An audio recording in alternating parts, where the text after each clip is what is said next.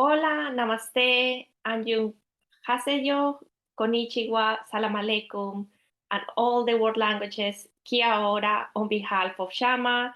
Welcome to the third Connections Hui of 2022. We are very pleased to have you all here with us this morning.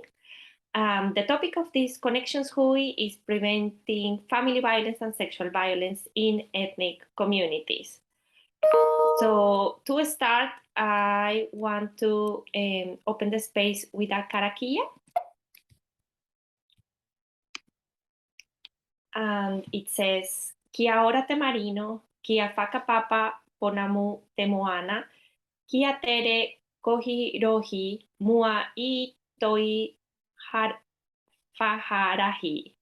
May canvas spread around you, may the sea glisten like green stone and the shimmer of summer dance across your path. So perhaps I can stop sharing the screen. I'm going to start by sharing with you that my name is Juanita Rojas. I'm the prevention lead at Shama, of sexual violence lead at Shama. And we acknowledge that many of you already know about our work in Shama, also about Connections Hui, and the work that we are doing in the prevention space. However, there are new people joining today this part of our work. So we would like to start by sharing a bit about our organization and this event, as well as the work that we are doing in the prevention of sexual violence and family violence space.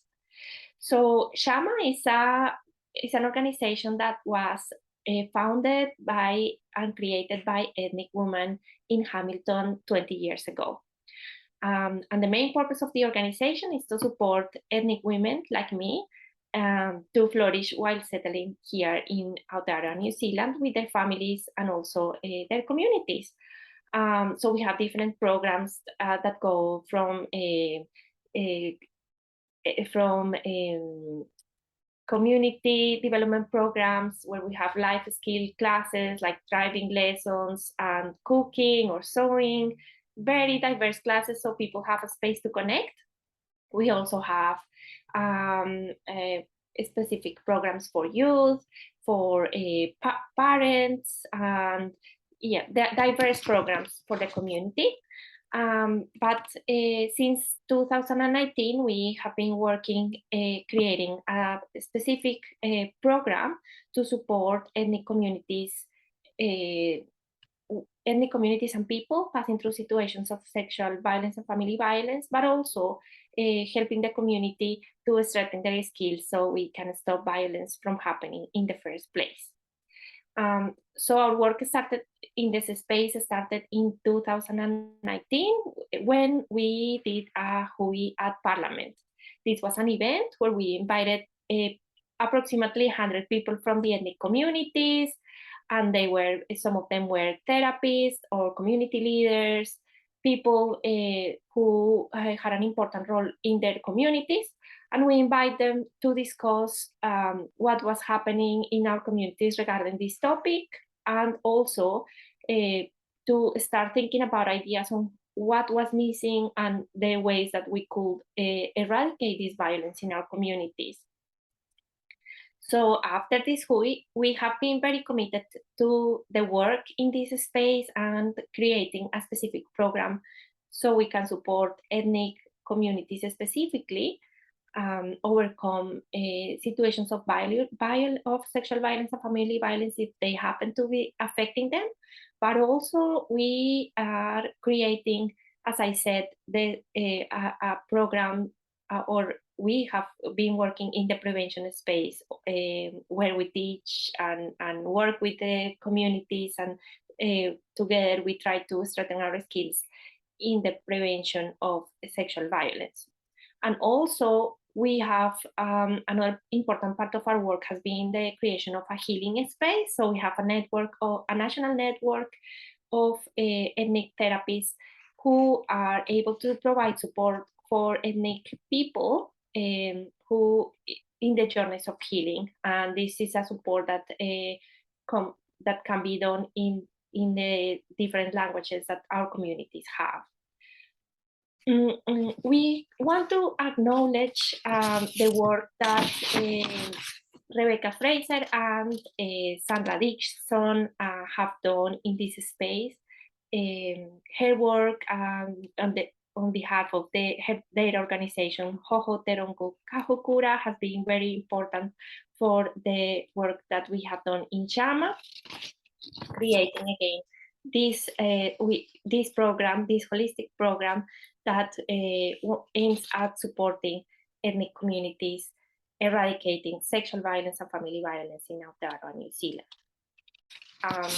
I want to share a little bit with you that the work that we do in the crisis space is we have a national program that supports people passing through situations of sexual violence at the national level.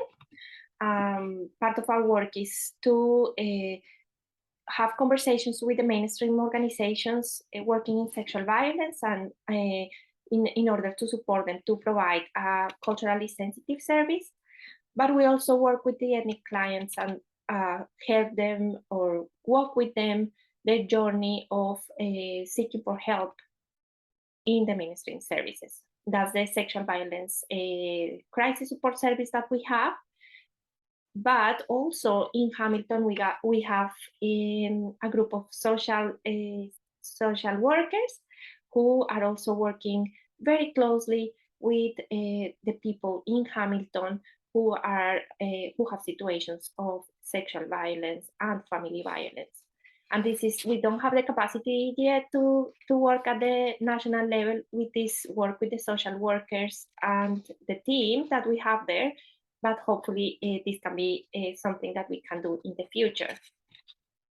And I also want to share with you the journey that we have done in the prevention of sexual violence space, because that's the topic of this hui. Well, this is something that started, this part of the work started in 2020. The work that we have been doing is basically supporting ethnic community groups who are interested in starting conversations about how to prevent sexual violence in their own communities. And what we have done is that we have a workshop where we cover some topics such as consent, healthy relationships, active bystanders, healthy masculinities, the prevention of child abuse. And then after the workshop, we support the groups to create materials, sometimes in their own language or materials that they can use to start these conversations within their own communities about ways and skills that the community could use, practical skills that the community could use to prevent sexual harm in their own communities. So far, we have worked with 13 groups across Aotearoa, New Zealand. We have been working in Invercargill, Christchurch, Wellington, Hamilton, Auckland, Oamaru, and many other places. We have worked with communities, with different diverse communities, for example, the LatinoAmerican community, the Arab community. Some of our groups have been multicultural groups from the LGBTQ+ / ethnic communities, youth groups, adult groups, and many more. So we are very proud of that work and the materials and all the efforts that they have done to start these conversations in the different ethnic communities in Aotearoa, New Zealand. We invite you to go to our website and look under prevention initiatives to find some information about our work, and also we have some parts of the work that the groups have been doing within this project. We have, for example, the poster campaign that was developed by a group in Christchurch, but we also have the video clips, animations, short videos about, again, consent, healthy relationships, and the topics that the groups themselves find that it's something that their communities need.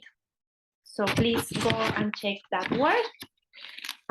We are also in the prevention space. We are starting 2 new programs this year.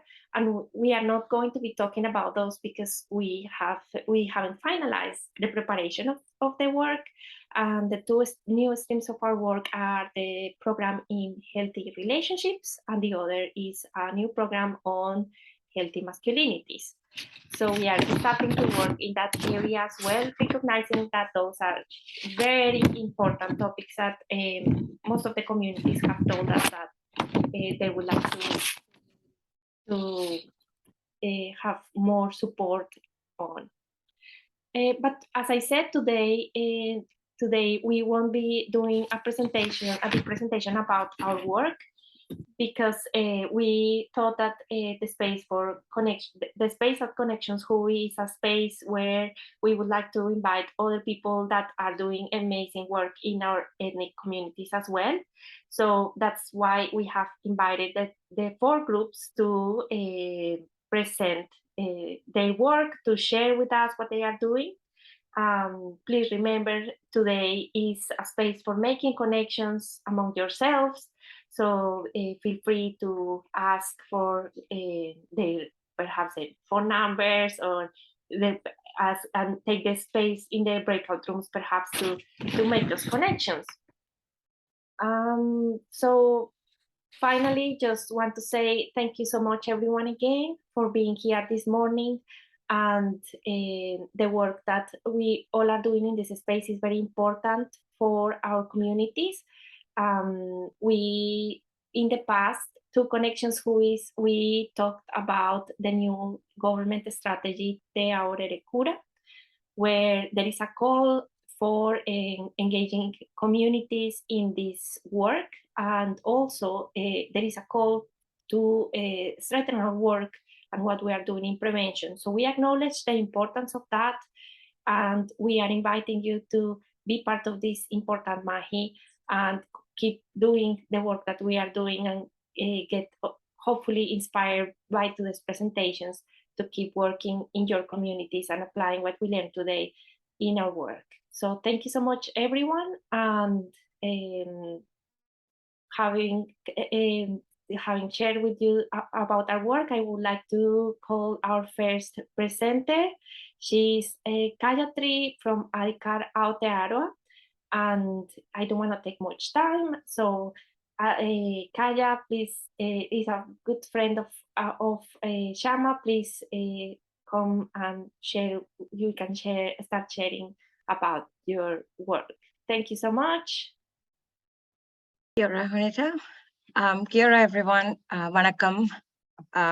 So while I get my screen, share the screen, just to add or emphasize on the fact that, or kind of a disclaimer, and follow up from Juanita, that what I'll be sharing might be a trigger to some, so please take care.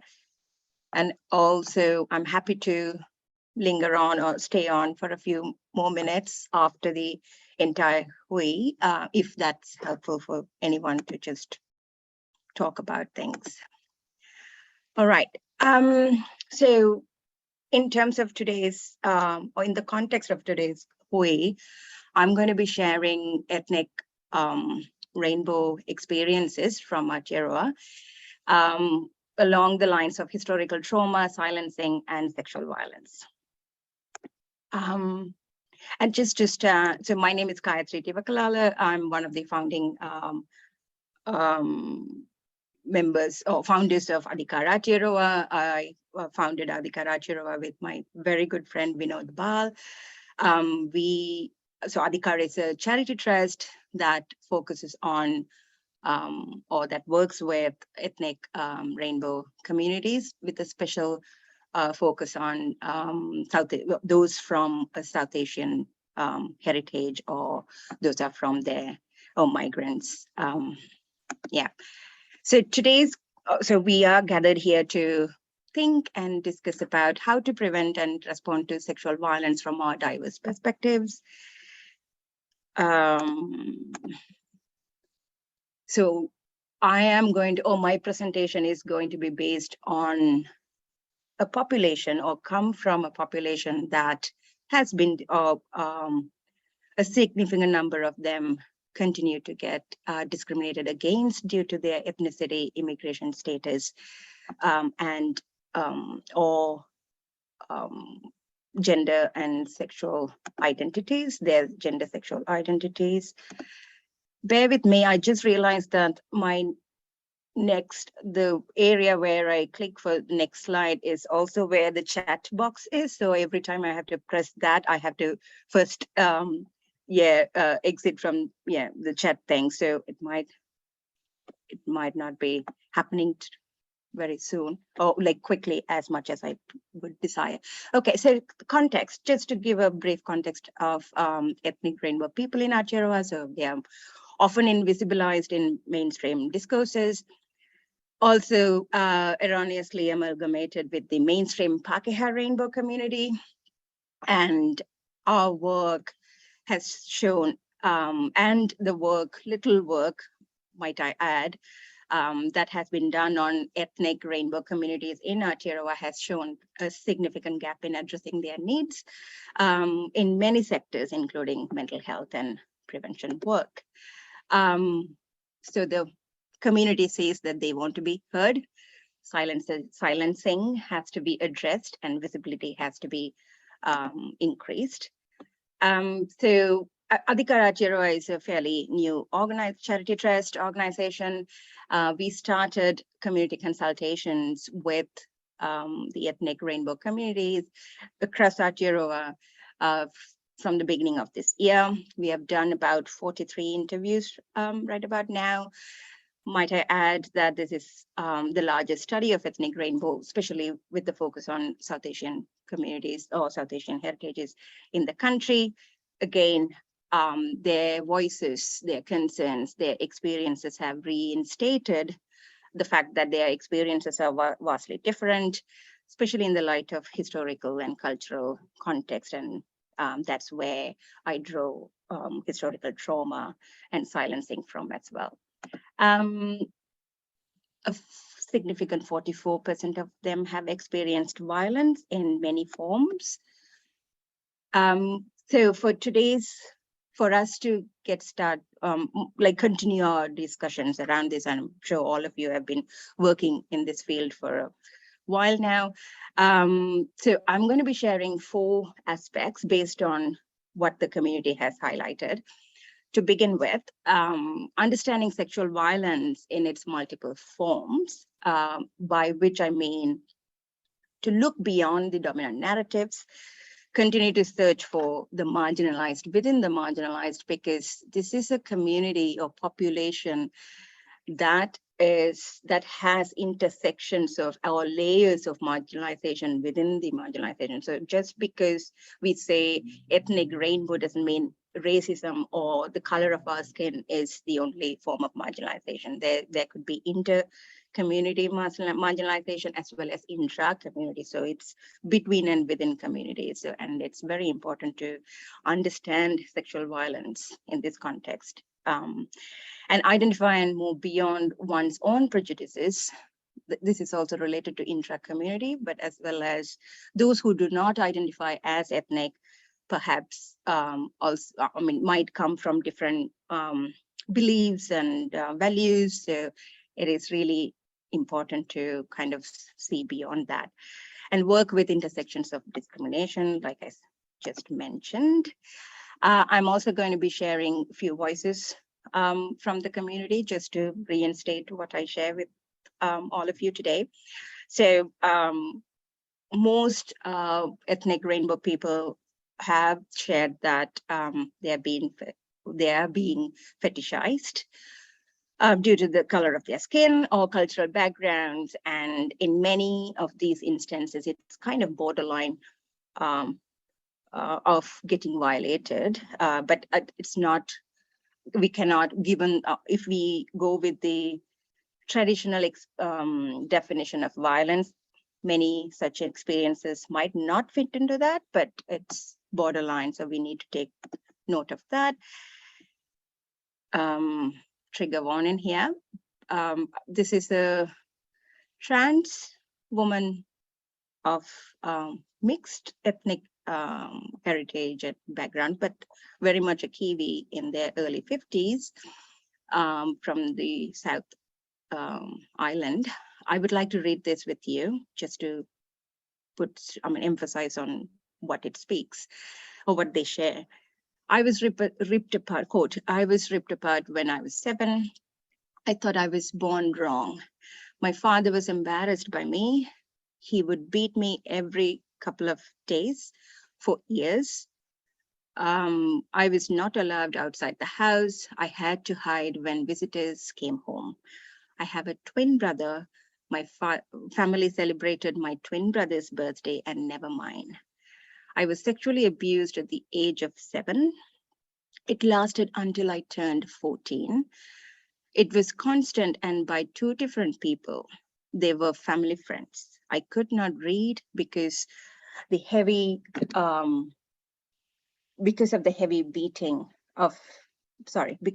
beating, my brain did not get enough oxygen. I was always treated differently. I felt more like a girl than a boy, end quote.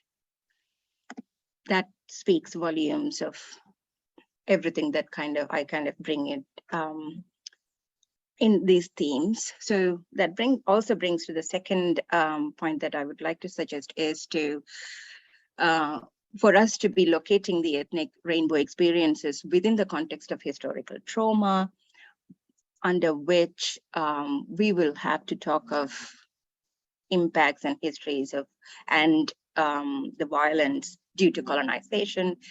Then comes the migration or movements of people and those who have escaped ethnic violence. For example, people from Afghanistan, even India and Pakistan, different northeast of India and southeast of Pakistan, Sri Lanka for sure, a country that had 30 plus years of ethnic war, which only ended in 2009. So people who have come from these violent backgrounds and historical backgrounds need to be also, when we speak of their experiences, and then adding the layer of ethnic rainbow experiences, then definitely we are speaking of not so black or white kind of situations here.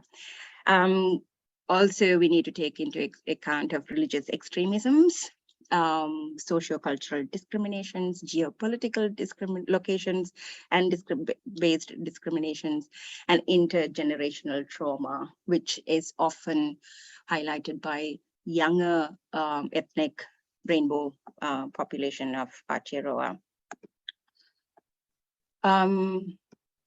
About 76% of them are not happy with the support services that they receive. And most of them have said that they quit therapy or seeking help from a counselor because it doesn't work for them. Hence, we suggest to come up with contextualized, cultural sensitive interventions, by which what we mean is, or some pointers to take note of, as many practitioners need to kind of educate themselves about the nuances or the complexities that ethnic rainbow people, communities bring. They would often have to work with internalized queerphobia. I like to use the word LGBTQIA plus phobia because it's not just, although queer can be an umbrella term to refer to the rainbow community. However, every identity and in the intersection of all that means different, it brings out different interpretations, and we need those interpretations to be able to provide sensitive interventions that work for them. And also they'll have to address the stigmatization of mental health support, which is huge in our communities.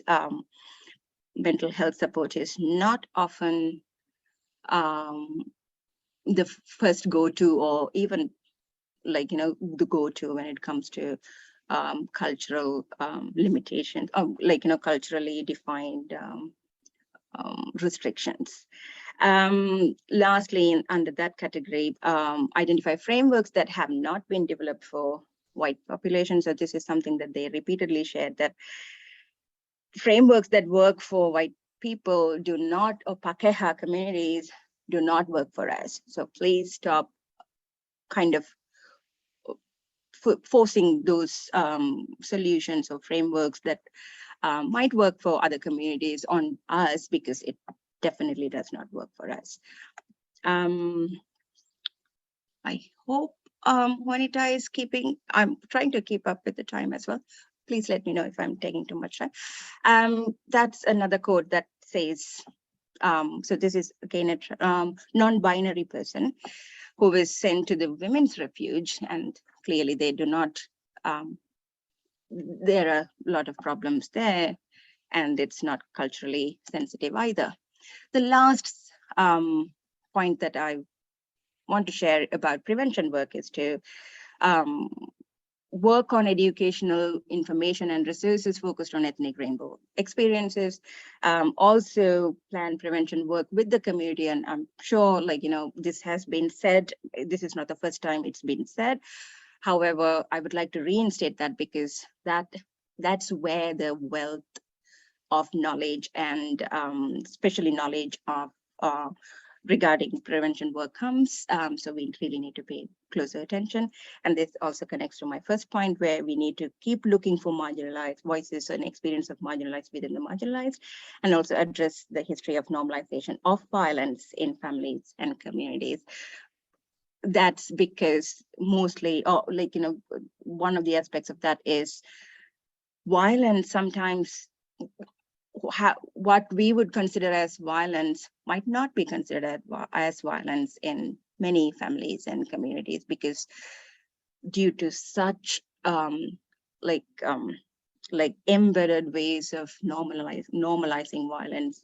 So that's another point that we need to look for. And finally, an overwhelming, almost 100% of them requested, or pointed out very significantly that policies and practices need to be ethnic rainbow friendly, and also plan in a way that actually works for them. Thank you. That's my information if anyone needs. You could also type, look for Adhikaar Aotearoa, and everything is on our website. All the information is there. Thank you. Thank you so much, Kaya. You were really on time. So we really appreciate that, because it helps the flow of the hui.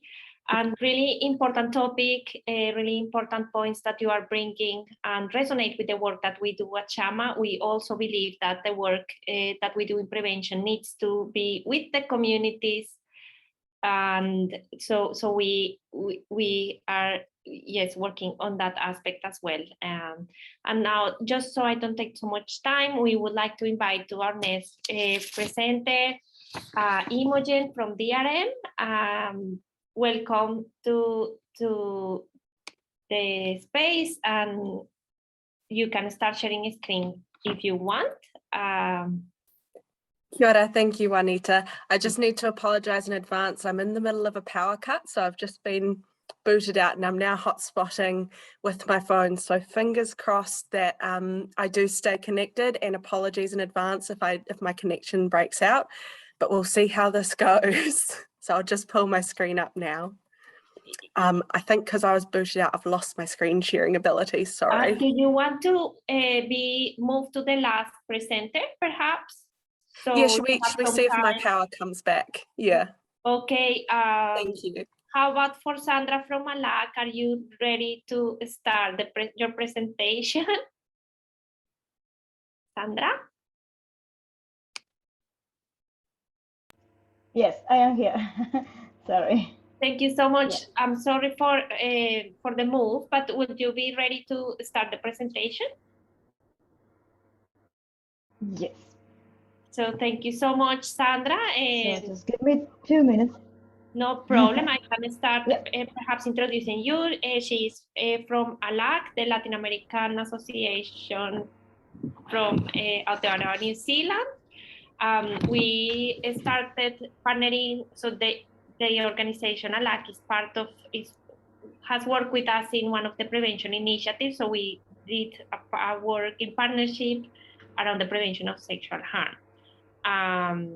But yeah, are you ready to start the presentation, Sandra? Yes, okay. Yep. So welcome, and the space is yours. Thank you. Thank you, Juanita and Morena, for everybody. Thank you as well, Silvana and Shama, to invite us to speak about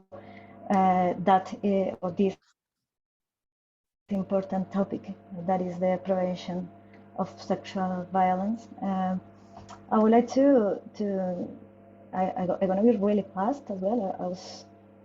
I just wanna share my screen. And I would like to know if you can see, guys, the screen. Yes, we can see it. Can you? Yes, just perhaps Okay. you can make the full screen. No, this is a problem because I cannot. But no, yes, I cannot. Sorry. Okay, that's fine. Can you like I too small in this way for you? No, It's fine. I think it's fine. It's fine. Yes. Thank you. So my name is Sandra Blanco. I am from Colombia.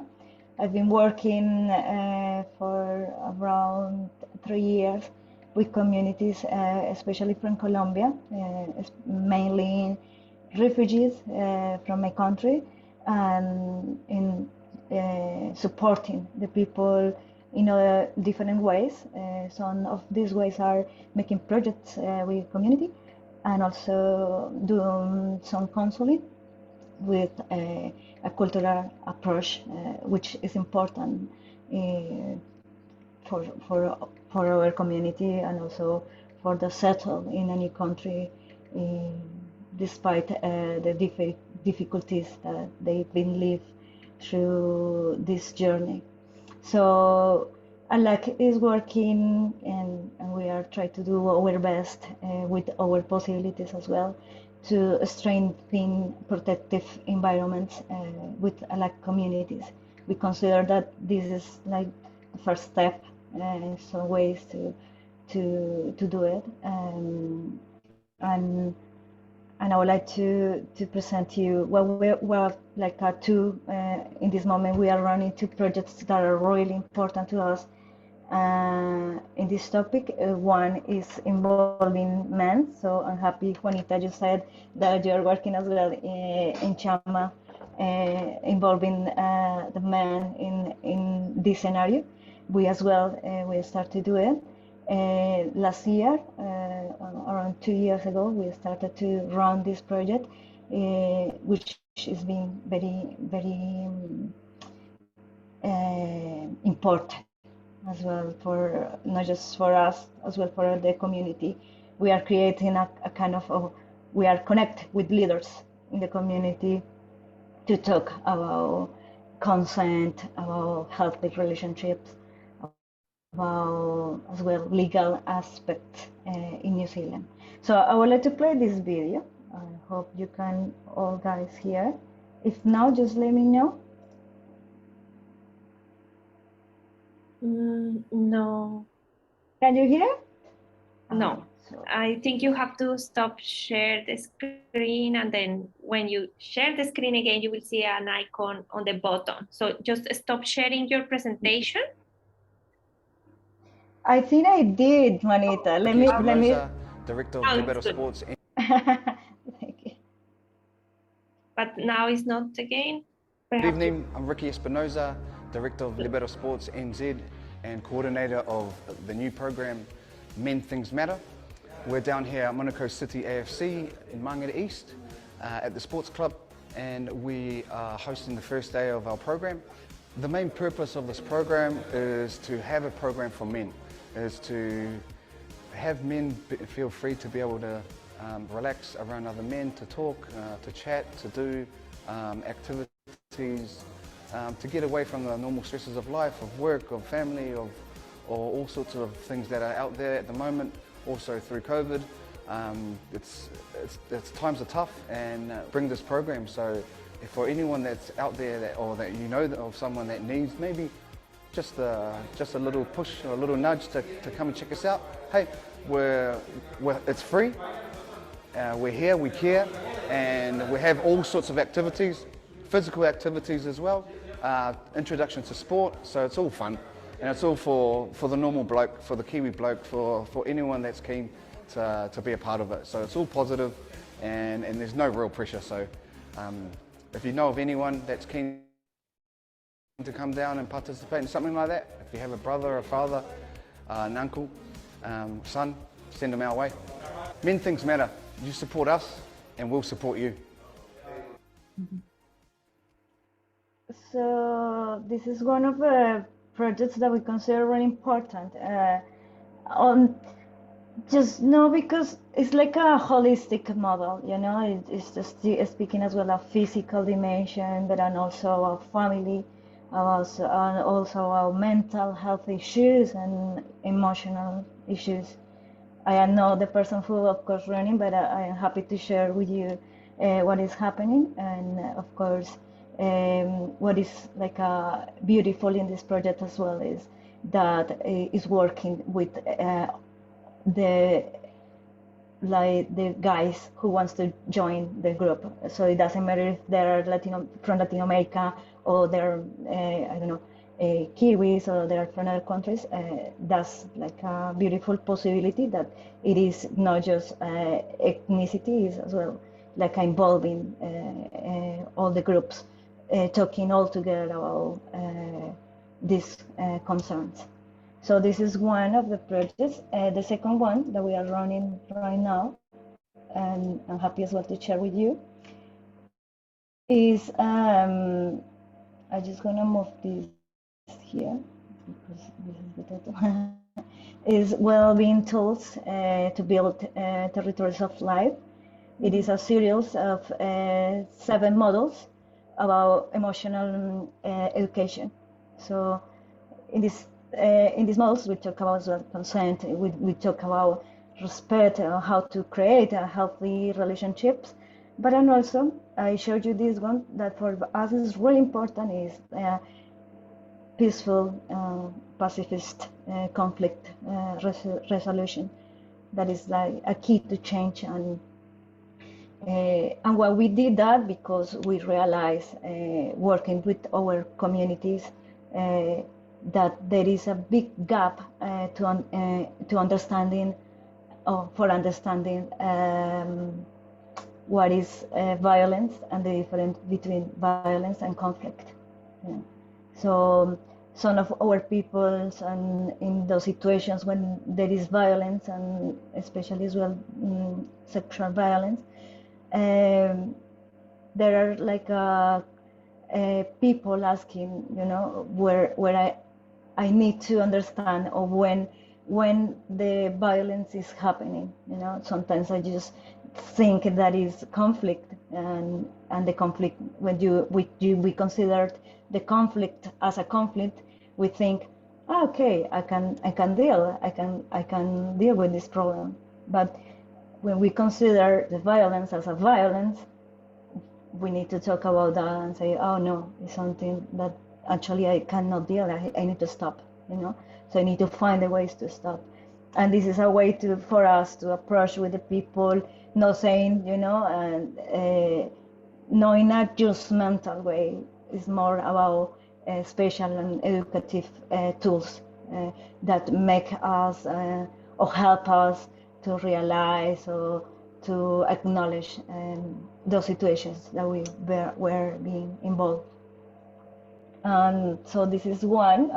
This is the most important for me for this topic, but there are other ones that are really as well important, like a person and an entity, family and society. What is mean here, the society being in family and also in this society in New Zealand. There is other one about childhood, adolescents and young people, how to protect them, how to create a protecting environment as well for the youngers. And there is other one about peaceful conflict resolutions. that I just presented, and holistic health, that is like based on Maori models of health, and is for us very important because part of the settle in a new country is to understand that what is the people in the land and what are the values and principles of the land. So this is a good opportunity for us to share with our families those projects and those tools, especially those tools for living. And what happened before, and we are finished a project, then it was very beautiful. It was a participatory action research with communities doing research with and for the communities. So this is like the mainly participation of the community, try to work with our people to realize what is happening, but and also to acknowledge other kind of realities, you know, like what is the reality of the person whose background is a refugee. Yes, and in the other side, what is the background of and the reality of a migrant that just came here to study English, but as well, I mean, address other kind of circumstance and problems. So this is one of the beautiful actions that happened here in this project, was talking with 2 generations, fathers and the young people, and realizing that they are now like different, and also how the youngest start to talk about masculinities in other ways. So because of that, we create like a photography and masculinities workshops, talking with young people about what is the new masculinity, you know, for you, what is that, and what it needs to change. So like talking about as well the evolution in some ways of this concept. Sorry, I'm gonna jump here. And as well, it was a beautiful process with women that are mothers, and they were talking about sexuality and healthy relationships. So these topics are not because we decided to talk with them. It's because the mothers, women's mothers, they decided that that's going to be the topic that they want to address. So for us, it was really engaged with to work with people in these scenarios. And there is other one project that a group of volunteers did, that is game to prevent the sexual violence and sexual abuse for children. I don't present in this moment because we don't have this this tool already now, but I hope I can invite the people who present and did this project and to share in this kind of events and talks about what they did. Yep. So the challenge now for us as a Latin American community, the challenges are talking about the family and its transformations. We consider that we still, some communities in some groups, we still believe that the traditional way to make the family like the traditional structure of mom, father, and son, children. There are some beliefs that it needs to be keep going like that. So we need to talk with our communities to say, hey, let's talk about how it's transformed, and also how we transform these meanings of family in a migrant condition. So this is very important, but and also we need to talk, keep going, talking about the importance of stopping any abuse and any violence. And we need to keep going talking about consent, not just through gender, consent in the environment, in the way that we have pets, in the way that we relate with our people around, but not just people humans, people not humans. And I think it's a huge challenge as well if we start to educate children in that way, that they need to, it's important to respect every being in Aotearoa. So this is the whole presentation. I don't know, guys, if you have any questions. Thank you very much, Sandra. It was a wonderful presentation, and really wonderful to see what ALAC is doing with the Latin American community here in Aotearoa, New Zealand on this topic.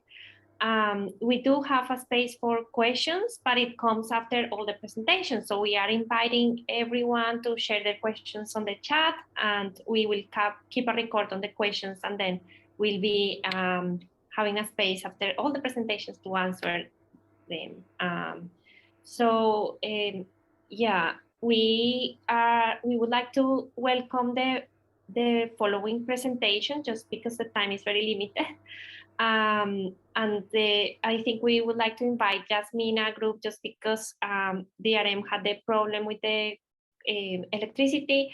So thank you so much, Iman and Dana, who will be talking about the work that Yasmina community is doing here in Aotearoa, New Zealand. So I give the word to you, Iman. Thank you so much. Thank you, Juanita. Good morning, everyone. Assalamu alaikum. My name is Iman Hussain. Today I will be presenting on behalf of Yasmina community for women and children. Yasmina community is collaborating with Shama on two projects. One that is run by the moms, we call it the moms group, and the other one is by the youth. So I will be introducing Yasmina and talking about our project. And we have Dana, who's representing the youth group. She will present the part on their own project. I'm trying to, yes. So just as a quick introduction on Yasmina. So Yasmina Community Trust for Women and Children is a registered charitable trust that focuses on, it serves women and children within the Arab community, specifically in Hamilton.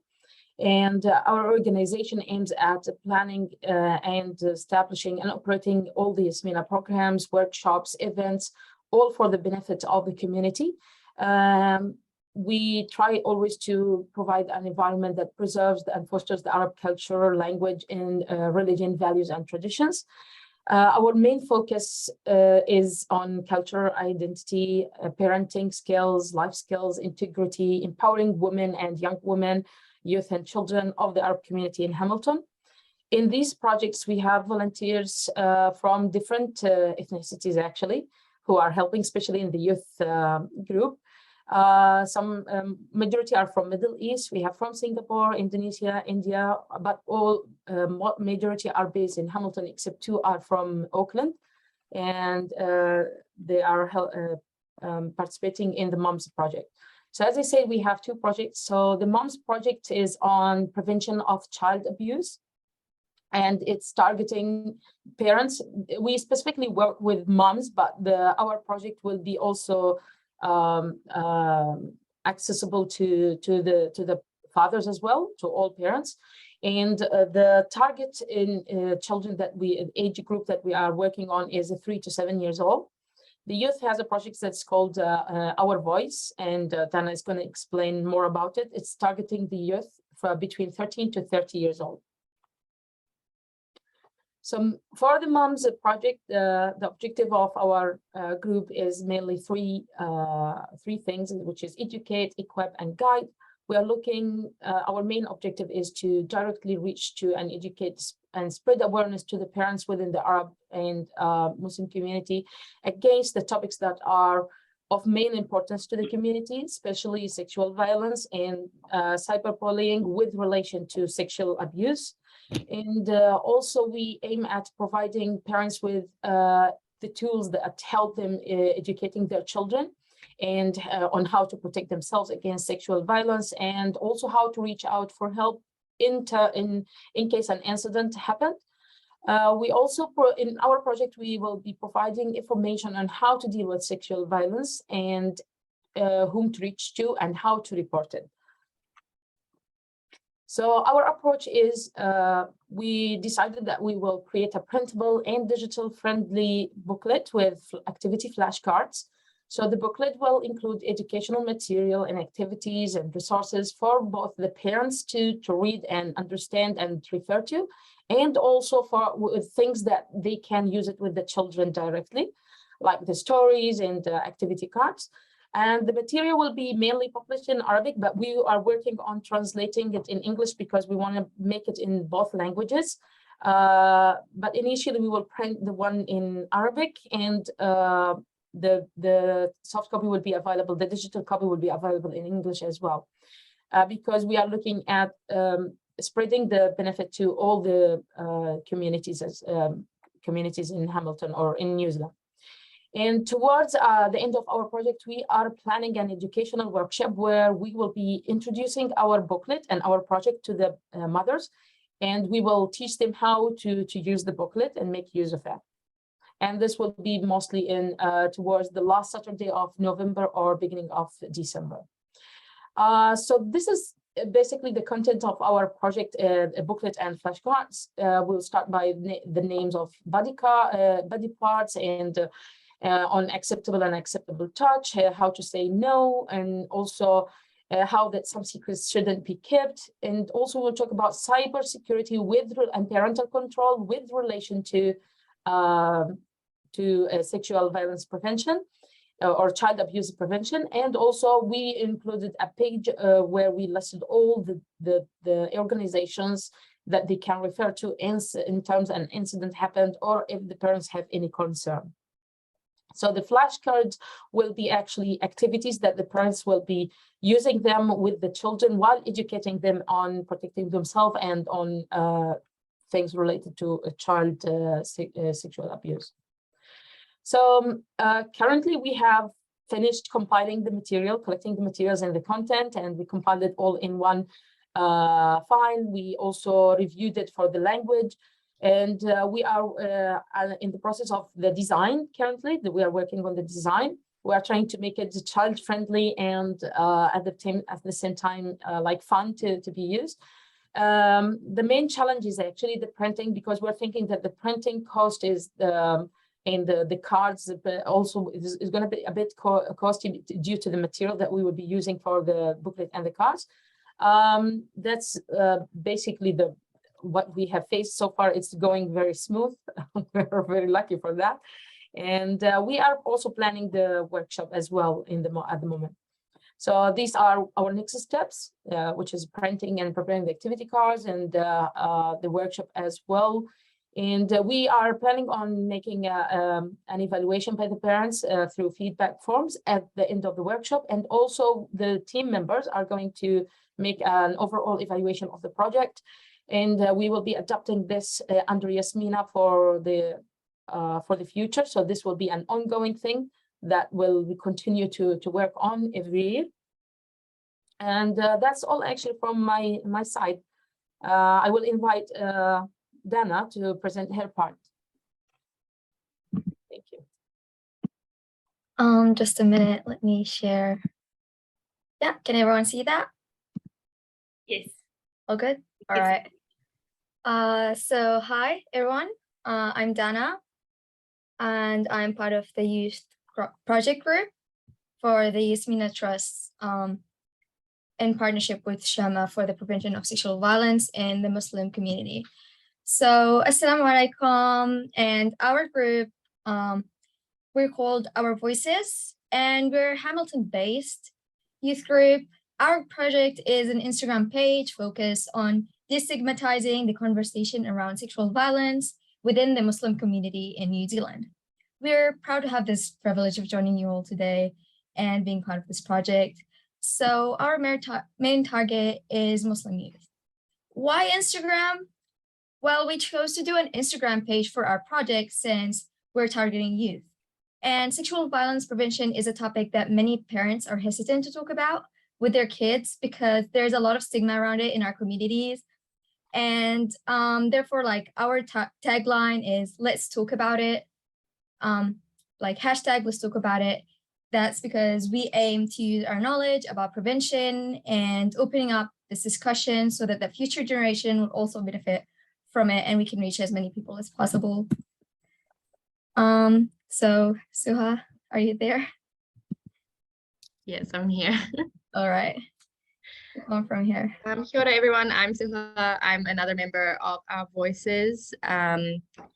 So as Dana said, we're really happy to be here, and making this platform available and accessible is really important for us to share our stories and learn from each other. So basically, as Dana said, our page is really trying to make our mark for the youth specifically. And we increase exposure to the issue through informative facts and also relating it to Islamic knowledge. As we said, our page is specifically targeted to Muslim youth because this issue has massive stigma in our community and really needs to be normalized. So we do that by using both Quran, Sharia law, and Hadith to kind of prove our facts that people dispute about and settle the stigmas once and for all. We're also planning a couple in-person events that we can thankfully do now because COVID. And we just really want to make that a safe space and bring in professionals who know what they're talking about to inform the youth and just so that people are aware of their rights. Probably move to slide 4. Thank you. So as I said, we're aiming to reach youth in the Muslim community, mostly in Hamilton for our in-person events, but of course, since it's a page, people all over New Zealand and throughout the world can really access the information that we put out. As a youth group, we're targeting Muslim youth in Hamilton. We believe that learning and being aware about sexual violence and harassment is extremely crucial for youth, and especially for young women in the Muslim community. And when you're young and growing into adults, that's really the peak time to educate yourself so that you know you can be protected and you know your rights. The specific time of their youth is extremely crucial for personal growth as well. Thus, we must take advantage of it and aim to build a generation of empowerment that engages youth. Because of this reason, we as young individuals want to educate our peers around us about sexual harm that lurks around and ways to prevent it. Moving to slide 5. Thank you. As I kind of touched on earlier, we talk about Islam versus culture. And this is probably one of the most relevant issues within our community. There's often a lot of hypocrisy to do with this subject. Cultural values and Islamic values are often blended into one concept. However, Islam is by far a fair religion. In fact, our own Prophet ﷺ was a feminist. He introduced a lot of rights for women specifically, and around sexual violence and harm in general. For example, we were the first to allow women to initiate divorce. But sadly, many people don't know their Islamic rights in regard to sexual harm and other related things. And again, that's because of cultural influence and I suppose using that as a power tool to oppress and use vulnerable people. This is why we want to cover the topic from a religious perspective as well. And if our communities followed the guidance around sexual assault, rights, and abuse mentioned in the Quran and Islamic scripture, this project wouldn't actually be necessary. Those guidelines are just and upright, but unfortunately they're manipulated so that people who are vulnerable and people who are in compromising positions can be used and manipulated. But we hope to change that at least somehow for the youth in Hamilton and around New Zealand. Thank you, Suha. So Islam in our post. In our post, we plan to include direct quotes from the Quran and authentic hadith, which are sayings by our Prophet about sexual harms and our right as young women and towards the topic of sexual violence and related topics. We're also including like short summaries and quotes and stuff for real life situations in light of our target audience.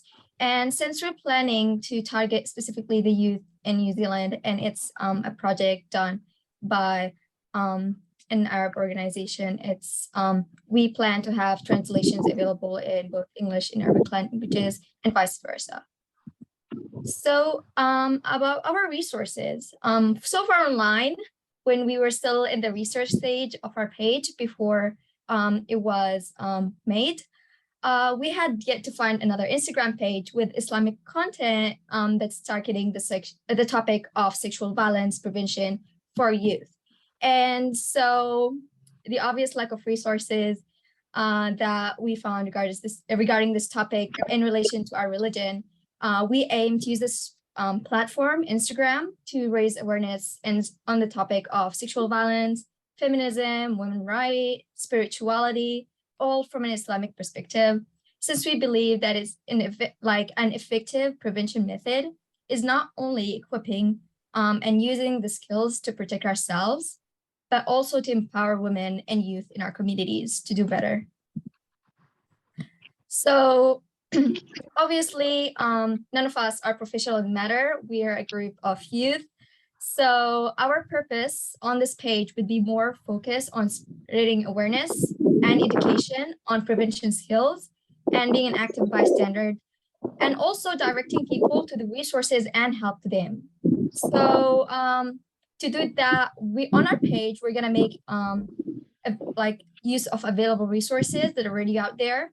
So coming to this page, it will help a lot because there are a lot of resources that they can use, like podcasts, self-care tools, free courses, videos and websites and phone lines and such, that they can research this topic and learn more about it. And if they need help, we can direct them to the right place. Our page is still in the starting stages. So those are all things that we're working on to do on the future. So people can find the best method to educate themselves on the subject, just having this page out there for their needs and like directing them to find resources from reliable sources. And so if they're uncomfortable to speak with someone, they can, I guess, go online. Yeah.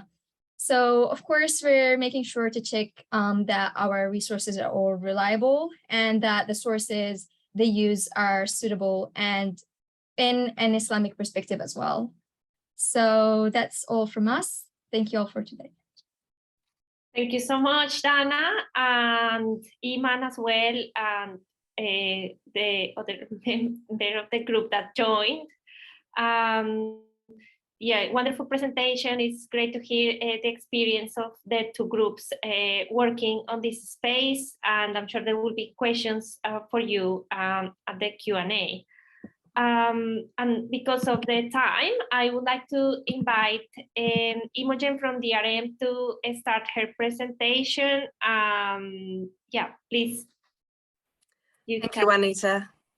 Yeah, you're welcome. I'll just pull up the presentation quickly. Hopefully the electricity came back. Yes, thankfully. Very good. Fantastic.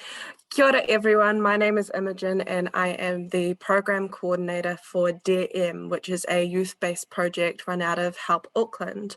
I'd like to start by acknowledging that DRM does not work specifically with ethnic communities, but we do support a group of young women to engage with their own communities, and currently our team is majority young ethnic women. So I'm going to be talking today about some of the work we're supporting them to engage with at the moment. So just a bit of background about who we are and where we came from. DRM was created out of a piece of research done by Help Auckland in conjunction with Tū Wahine Trust back in 2016, where they talked to young people and survivors about what they were wanting out of sexual violence support services. And there were two really key learnings out of that. One was that young people weren't wanting to go directly into intensive therapy support. That was overwhelming for a lot of young people. What they were wanting was a safe community where they could access resources and connect with other young people with similar experiences. And the other learning around that was that they wanted that in a space that they were already familiar with and that was not intimidating to them, and that was the online space. So that is how DRM was born, as a website and a social media space. So we've always had a group of young women directing everything we do, and in 2021 we formalized that into a leadership program where we take a group of young women for a year and support them to become leaders within their own communities ending sexual violence. And that brings us to today and the work that we are doing, and I'll be sharing a bit about with you. So our work sits in 4 key areas currently. And so, as I mentioned, the social media and website is kind of the hub of everything we do. This is where we provide our resources and connect with our community of young people. And then our leadership program runs alongside everything we do, and our young people on that program inform everything we do. They make our decisions, they decide what topics we're engaging with, and we work in partnership with them to do that. Through our leadership program, we engage in advocacy. Our advocacy agenda is completely set by our young people, and it is whatever they are seeing as key issues for them within their communities and within the youth space. And then community, we do our best to engage with our community through events, connecting with other young advocates and collaborating with each other to spread education and resources with other young people. So as I mentioned, our current team are from a diverse range of backgrounds, and the majority of our team are currently young ethnic women. We do not work exclusively with ethnic communities, but we support our team to engage with their own communities. So at the moment, we are doing a lot of work in the supporting our teams to engage with their own communities. Sorry, that's playing a bit preemptively. I just wanted to share this as an example of some of the work we have been supporting our team to do. This is a video of one of our team members, Laiba Zubair, who has been championing the consent law reform petition. And this is the speech that she presented at Youth Parliament on this. I'm Laiba Zubair. I'd like to give a trigger warning. The speech contains mentions of rape and assault. First, I would like to thank none other than Mr. Singh, my Year 9 English teacher and debating coach for 4 years. Thank you for giving me the courage to stand here today, because without your unwavering support, I don't think it would have been possible. Earlier this year, I came forward very publicly about the lack of support I received from not only my old school, but from the legal system in response to my assault. Ever since, and in the past 4 months, I have received death threats, I've been called a whore, I've been told that I've deserved to be raped and that I deserve to be abused. I've been degraded, dismissed, and invalidated. But after going through all that, it felt like I had a choice. I could walk away from all the backlash as a victim, or I could stand my ground. And thus the Consent Law Reform campaign was born. Over 1,000 people so far have signed the petition, and they all agree to the statement that our consent laws are horrendously and disgustingly outdated. These laws are not built to protect us, and if anyone, they are protecting the abuser. To be Speaker of the House of Youth Parliament means that I am someone who comes from a place of great privilege. But if I stand here today speaking the colonizer's tongue, trust me when I say every single word uttered is laced with anger and determination. The definition of consent in our current laws do not reflect the necessity for free and voluntary agreement at the time of the act. We do not have a definition for consent in status quo, and you have the audacity to question my anger and my rage. Madam Speaker, to be safe is not a political statement, it is a human right. And so I remind every single member of Parliament today, it is not our responsibility to carry the burden of doing your job to keep us safe. It is frustrating to not be listened to when we are trying so hard just to have our voices heard. That is a quote from the amazing Kate Tipler, the co-director for the Make It 16 campaign, which is yet again another example of our youth and their voice being dismissed. You dismiss our ideas, invalidate our trauma, silence our voices, and yet you expect us to be responsible to create a safer country? I stand here today ready to fight for what I believe in. I stand here today to demand reformation of our consent laws. It is integral and that we have clear and affirmative consent laws to keep our youth safe. Madam Speaker, you owe us that.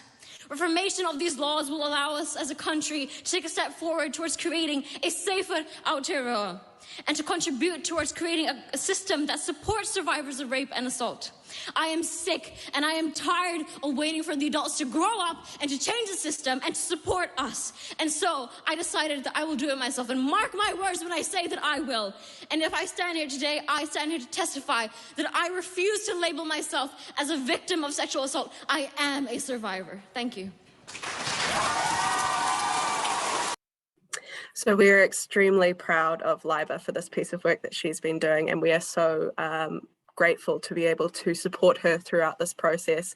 Since giving this speech, her petition has received over 12,000 signatures, and next week we will be supporting her to take that petition to Parliament, where she'll be presenting it to Minister Marama Davidson. So this is just one example of the type of work that we're currently doing with our young ambassadors to engage with their communities and the issues that matter to them. So collectively as a team, we have our vision that through everything we do, we embody this vision. And this is what we, at the beginning of this year, sat down and worked out what was mattering to everyone within the team. What do we all see as important in our work? And this is where we came to as our collective vision. So the leadership team at DRM worked towards inspiring and educating people to create a te tiriti-based, consent-promoting and just society. We advocate for a society where all people have equitable access to opportunities and resources while being safe, nourished, empowered and supported. So speaking a bit about the work that we do, guided by our team and by that vision, in our digital space, which is the hub of everything we do, we speak about a whole range of different issues. So sexual violence is at the core of everything we do, but we also talk about anything that is relating to the youth space, anything which our young people see as relevant to their worlds and important to engage with and talk about. And this is beneficial in two different ways. One is that it means that young people are able to connect to us in a range of different ways. Someone might see something that we're sharing around, mental health or culture or sexual violence, and they might connect with that and follow us. So people might not be coming to us directly because of sexual violence, but they are going to see content educating around sexual violence, healthy relationships and consent. And the other benefit from this is that we create a safe, inclusive space that means that people are able to engage with us without having to out themselves as a survivor. We see this as especially relevant to some of our young ethnic women who are coming from communities or from families where they aren't empowered at the moment to talk about their experience as survivors. So they're still able to engage with us as a resource and as a service without necessarily identifying themselves as a survivor. And they're able to take that journey at their own pace and engage with us, engage with what content they're comfortable to do so. And then when they are ready, access the resources that we can connect them through to.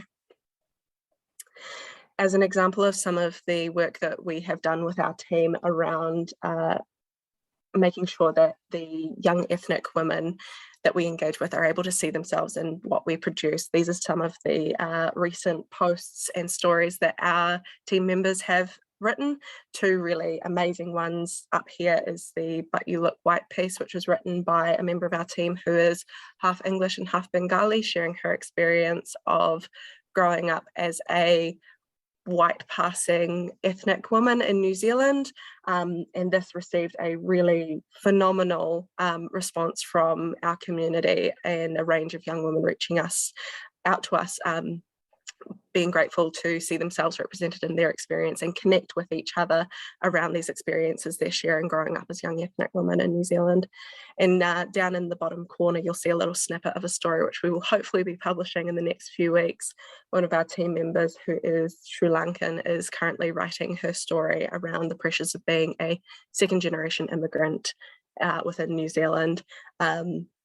and navigating what that means for her identity and how she is able to approach issues and how she feels and the different experiences and issues that she encounters as a young ethnic woman. So these are just a range of some of the content that we produce alongside the other resources and content that we're putting out through our channels to ensure that all of our community are able to see themselves in what we're talking about and discussing. So in everything we do, we aim to take an intersectional feminist approach. So as a team, we, as I mentioned before, all of our decisions are made collectively. And so this is something really important to us, in that we are engaging with all of our team members to ensure that every single person within our team is able to see themselves reflected and respected in everything we do. And this is something we try to actively do with our communities, as well as engaging with the people who follow us, who we are meeting with, and ensuring that everyone is seen in our work. Something else that we have been navigating this year is within our leadership program, how we can build mana enhancing partnerships based on equal power. So as I mentioned earlier, we work in partnership with our team, and that means that all of our decisions are made collectively with our young people. Our young people are consulted on every matter that we're engaging with. They set our agenda, they decide what advocacy we're engaging with, and everything we do is based around youth-informed practice and youth-informed discussions. And this has been an interesting space to navigate with, especially some of our team who come from ethnic communities, as well as other team members, existing in youth spaces where they're not often given equal power and not often able to see themselves in leadership positions. So this is something we are constantly engaging with and learning from and navigating alongside our team to ensure that we are working alongside each other with equal power and reflecting good, healthy relationships and setting good boundaries with everyone we work with. Through our work, one of the things that we have encountered this year, as well as through our advocacy, we are constantly advocating for cultural competency in youth-informed spaces. A piece of work that we are looking to engage in more next year as one of our big advocacy pieces will be improving the school counselling supports for young people within schools, especially in relation to sexual violence support. This is something we've already begun engaging with and worked with some student counsellors in sharing youth perspectives of how counselling is received by young people and how counsellors can be more culturally competent and more youth informed. So this is a piece of work that we will continue to be engaging with and hopefully working with some counsellors around cultural competency and bringing young people in these spaces. We are currently, this is my little plug at the end, we are currently recruiting for our next year's cohort. So we currently have a team of 9 amazing young women and we are looking to expand that. So if you do know any young women who would be interested in engaging in the work that we're doing, feel free to direct them through to our website or our Instagram to apply. Applications are open until November. If you are interested in reading any more of our content or resources, you can check out our website or Instagram.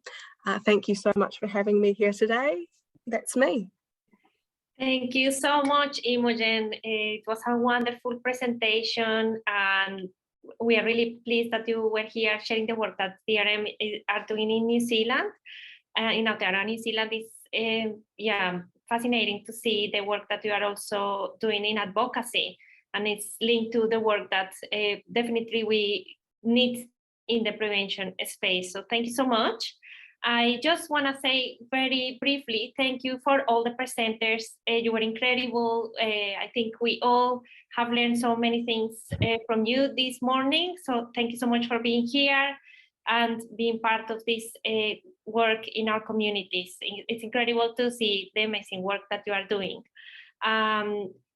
I want to introduce you to our team member, Payal. She is going to continue with the moderation of the event and explain you what we are going to do after this incredible presentation. So welcome, Payal. The space is yours. Thanks, Juanita. Kia ora koutou all. So before I launch into our question and answer session with all of our lovely presentations, I just want to say, have a think. We've got our breakout rooms coming up. We've got 4 kind of areas of interest, which is rainbow, faith, youth, and cultural.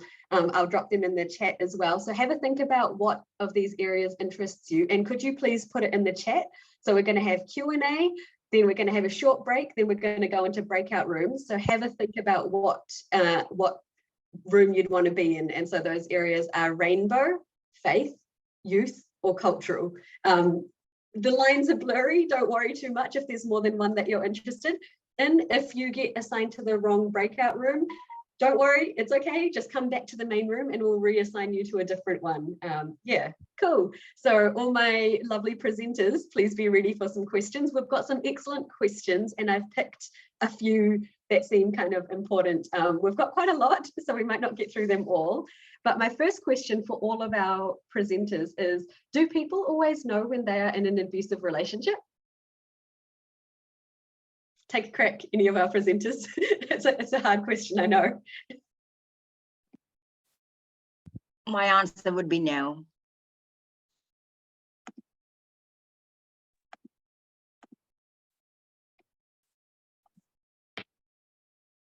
For me, it's a no as well, because abuse can take many forms, and if you're not taught to recognize the signs, or it's been going on for like a long time, sometimes you cannot tell what form of abuse you're being subjected to. You might be subjected to one rather than the others, and you only recognize one form, and there's no way for you to make that connection until you're equipped with the knowledge of what is right and what is wrong for you. So no, people don't always know if they're being subjected to abuse, especially if they grow up believing that this is what is right and this is what is normal. Mm.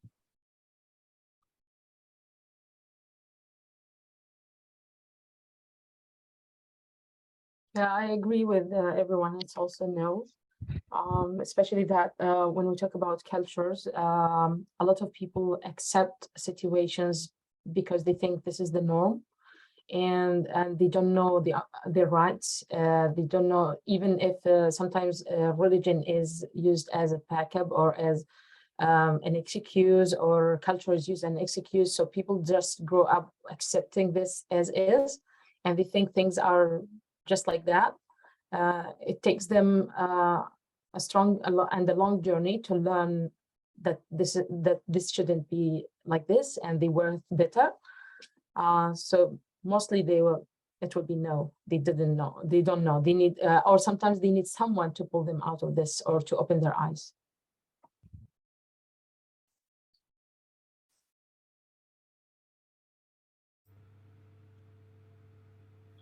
Yeah, I agree with my partners. Most of them, they don't know. I am with Fernanda, social worker in ALAC as well, and most of them, they don't know that they are in a violent relationship. But in a few cases, is just a few cases, they do know that, for example, sexual violence is happening, but they have the pressure of keep going with the family structure. So the religion sometimes, not specific religions, but some religious communities, in some ways, I don't know, it's forced, but try to convince the people that it is better to keep going with the family and not destroy the family, rather than say you should disclose and report and stop this violence. So this is not most cases like we want to, but for us was a huge challenge. Try to talk with a person, because the person said, I know that what he's doing is illegal. I know what is happening, but I don't want to report to the police. So, yeah. I would. Oh, yes, go for it, Imogen. I would agree with everything that's been said, and especially for what we see with the young people we work with, is sometimes it's a lack of awareness because, sorry, there aren't any conversations around what healthy relationships should look like happening around them. And that's something we see from our team wanting to share their experiences of what did help them to learn about sexual violence and abuse and what that does look like, and how that happened for them in a safe way. So yeah, sometimes it's just that they haven't actually heard of it happening or seen other people's experiences of encountering this. So it's an awareness of what it actually looks like. Thanks, team. I'm really mindful of time. Timekeeping is always hard, so I feel really bad that I have to pick just one more question, but I think this one is really excellent. For speakers who are working with Tane, with men, what is one challenge and one thing you found encouraging that you're seeing when working in violence prevention? If you have a challenge or something that you found encouraging in your work, in your mahi more generally, feel free to speak to that as well. But this one, the question was specifically for speakers working with Tane, with men. Well, kia ora Payal, Ruth here. I work with males, young males, in the school, 9 years old and 8 years old. And they have their issues. Some of them, although they can be for different backgrounds, but they still having that idea that I'm a man, and until you're 9 years old, more or less, I'm a man, I have to hold it. I cannot cry. But sometimes, you know, I hope that you keep this like a secret, that I cry alone. I cry in my bedroom or under my bed because I don't want my family to see. I cry because I cannot hit my sister because I see that it's wrong. So things like that is like males are really suffering a lot. Thanks, Ruth. Thank you for replying. That was a great, I love to hear what you had to say, but I'd really like to invite our presenters to speak to our question as well.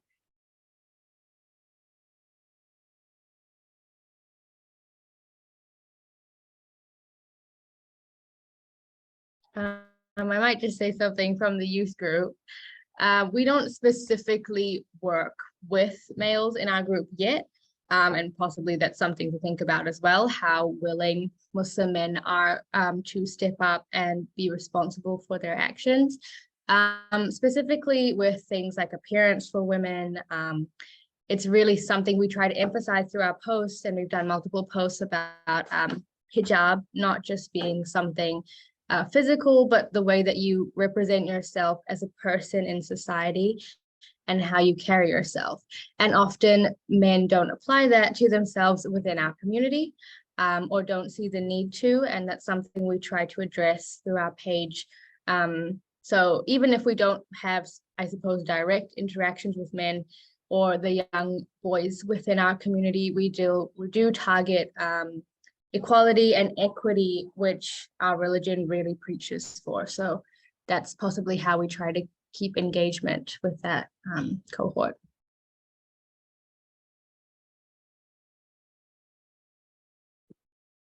I could just quickly add that so within the gay, ethnic gay community, so men, one of the things that they often grapple with is to unlearn what they have learned as toxic masculinities, mostly toxic masculinities, but then also dominant masculinities. So not all of them though. And whoever has started this journey is in various stages of the journey as well. But that's where I guess the community approach would also come, where these men need support as well, because unlearning deeply root embedded all forms of discrimination, especially sexism, misogyny, and queerphobia is, yeah, it's not easy to unpack and unlearn. So that's something that they have shared.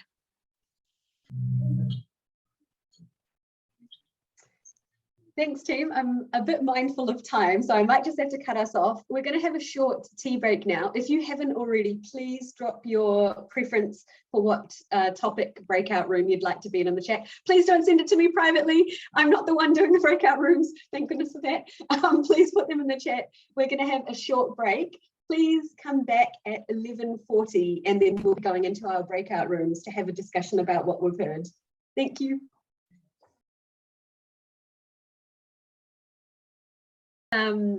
Welcome back. I hope there were some robust discussions in your breakout rooms. So I don't know if we've got an order for presenting. No, okay. Maybe we're just going to do a little feedback back to the main group of what we've discussed in our rooms. Silvana, have you got, or did we have 4 groups? Okay, maybe I'll go in reverse order. Can the speaker from the cultural group please speak up and let us know? Yeah, let's see here. Yeah. All right, should I start with sharing our insights? So as the culture group, we talked about looking at empowerment of people from like a cultural perspective, and also to include all the different cultural perspectives. When we do that, because we all come from different backgrounds, and maybe finding the right resources to cater to each background and to each culture and whatever they're lacking or they're in need of improving on in terms of resources, and equipping them in skills to build safe communities and to clearly define harm in their communities is what's important. But also the fact that we all live in a male-dominated society. This is just a fact. It's something we all have come to accept. But when it comes to changing the belief, the male belief will also play a large factor in that. And so it is important to factor in the male perspective in all of this. So maybe targeting males and trying to build like healthier practices and beliefs in skills is also, and like finding the right type of media to communicate with them and include their empowerment with us is also a thing to improve the safety of the communities. And so finding the right resources to cater to each culture and their beliefs is a key thing when it comes to violence prevention and a safe community. And some of our keywords included culture, humility, connection to language, since this plays a big part of the culture as well, to many cultures, and using language as a tool to communicate to a culture. And something we didn't really touch much on, but it was brought up, the consent conversation. You'll be surprised at the amount of people that I've had interaction to as a person who's part of the youth and who do not know how to clearly define consent. And the questions get asked, but knowing to give the right answer or equipping people with the right knowledge to know to identify what is right and what is wrong is a key thing. That is all from us. Thank you.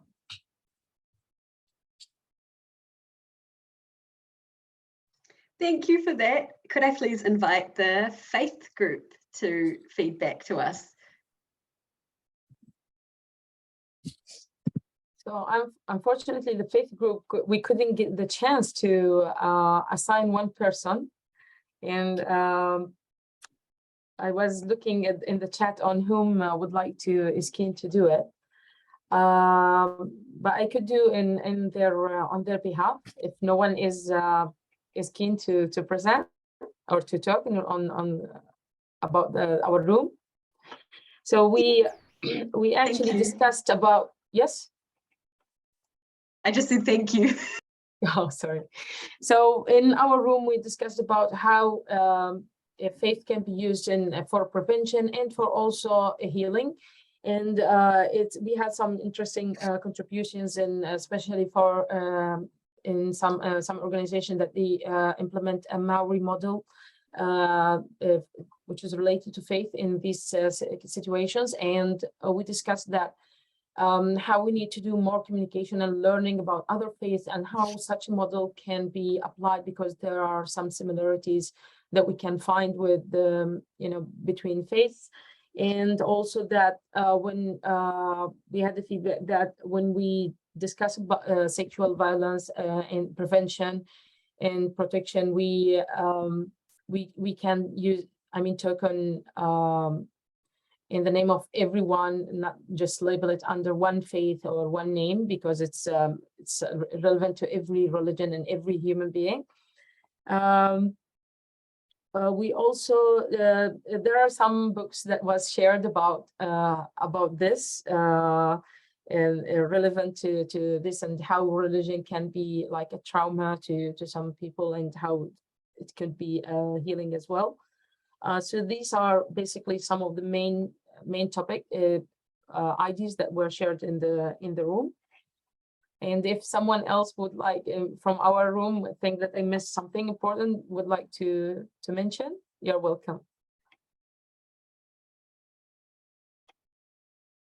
Yeah, so I think that's all. Thanks, Iman. Sorry, person who's raised your hand, I'm going to invite our youth group to feed back to our main room, please. Yeah, I don't think we managed to pick someone as well, so it's going to be me. So what we learned from the presentations, and specifically about the one topic, is that, yeah, we were all really inspired by the speech by that, what's her name again? I can't remember her name, but yeah, we were really inspired by that, and we felt, I don't know, happy about the anger that the youth have toward the inequality, towards toward inequality, as opposed to us who have now kind of become tired or jaded towards a lot of these kind of inequalities. So it's nice to kind of see the youth's passion in that sense. Sometimes one of the barriers we face, I guess, in our kind of work is the getting bogged down by procedures and more. And then one other thing that we really liked is that faith framework is being used more among youth or ethnic work, as opposed to, in the mainstream kind of world, it's very secular a lot of the time. So you don't have a lot of faith kind of talks or anything like that. And I've noticed that as well. So in a lot of mainstream services, talking about your faith or your culture or anything like that is quite taboo. You don't even do it in your teams. So yeah, when I train mainstream organizations about cultural safety, that's something that a lot of them say they can start working on, to start talking about culture and faith toward their clients as well. And some things that we might apply. Someone said that, times are changing, young people are starting to fight for their rights more, which is really, really heartwarming. Another one is that we could start referring to specialist youth services like Yasmina, or, well, if we have a client who maybe has a Muslim faith and is a youth, then we could show them the Instagram page, and maybe they would be inspired by that, or very similar kind of using other kind of social medias to start sharing information. Sometimes there needs to be a little bit more focus on certain youths, and we need to kind of change how we interact with them to help them bounce back from whatever violence that they have kind of experienced. So I had one client, and I remember one thing she said, one of the reasons why she didn't like her first counselor was because the counselor didn't want to get to know her as her and just wanted to get down to business. So I remember in the first meeting with her, I just made sure that I talked about, her hobbies and interests and things like that, and slowly built that relationship with her. But we also need to acknowledge that, youth who come and seek for help can be in different stages in their journey. So they might not feel ready and empowered to speak out at that stage. And then, we kind of have to do a balancing act to let them come out when they're ready to talk about it, and to also empower them. So it's just kind of like a balancing act. But yeah, I don't know if anyone else has anything else to add, but that's kind of where we got to. Thanks, Kim. In our group, which is the Rainbow Group, we also struggled to find a presenter, so I quickly volunteered myself so we could get discussing, and I completely forgot to take notes. But we had a really, really good discussion, and something that struck me that one of our first group members shared was just listening to Kaya's presentation and realizing that yeah, and it's really interesting for me hearing that. I just thought it was like a known fact, and it really struck me the power of being able to listen to each other, of like different groups of people. Yeah, we heard a lot from some people about listening to people and learning from their experience. People are the experts in their own experience, and listen to people with personal experience. One of our group members talked about the struggle, the mental distress that can happen as a result of not being able to be out, and like having to hide your sexuality or your queerness. We had a discussion about ways that we can show that we're queer friendly or rainbow friendly. And then that also led into a discussion about virtue signaling, and how maybe if we show by sticking up rainbow flags or whatever that we're safe, but when then our practice doesn't actually reflect it being safe, maybe that could not be that good. And then it kind of, yeah, and then something that I was talking about is, and a pondering on my mind, is how to make sure we as professionals don't collude with harm happening to people, and that's always a question in my mind. And then we kind of finished on talking about structural barriers that we're all facing, that kind of that stop the good work being able to happen. And I think some of our other speakers talked about this as well. We do live under systems that we didn't create, and so trying to think about what we do about that. So I thank you everyone for coming along to Connections Hui. Thank you for feeding back. I've finished the reflection for my group, and I'm going to bring us into our closing. It's this work. Yeah, I think a lot about how we do this work. And this morning, just before the Connections Hui, I was thinking, and I remembered this Audre Lorde quote, which I really like, which I want to share with all of you. And it is, without community, there is no liberation, but community must not mean a shedding of our differences, nor the pathetic pretense that these differences do not exist. And I think about these kind of things a lot, and something that I reflected a lot on, or like in my group, I could really see the power of two different people, or two people with different experiences, or like, actually not just, actually there's a few, we had some people from different professions and things as well. And it was really interesting coming together and being able to discuss. So it's really awesome to have you all here. Thank you for your participation. Thank you for coming. This mahi is super important, and we're all here doing it together. And that's how we make the change. And I think it's really important to acknowledge, again, the structural barriers that we're facing. There's systemic, institutional, and political barriers that maintain inequities. And that's a real problem, and that can be really hard to do anything about. And I think for me personally, I can quite often feel very powerless. But then when I come and engage in something like this, I realize like how we make the changes together. It's not by ourselves, and I feel more charged up to fight the good fight. Is there anything else from Shama team? Do we need to say anything else, or shall I do our closing karakia? Awesome. Whakatohia o tō koutou manakitanga ki roto I tēnei mahi o mātou. Sky Father and Earth Mother and the family of gods, infuse your blessings upon this work. Thank you so much for coming.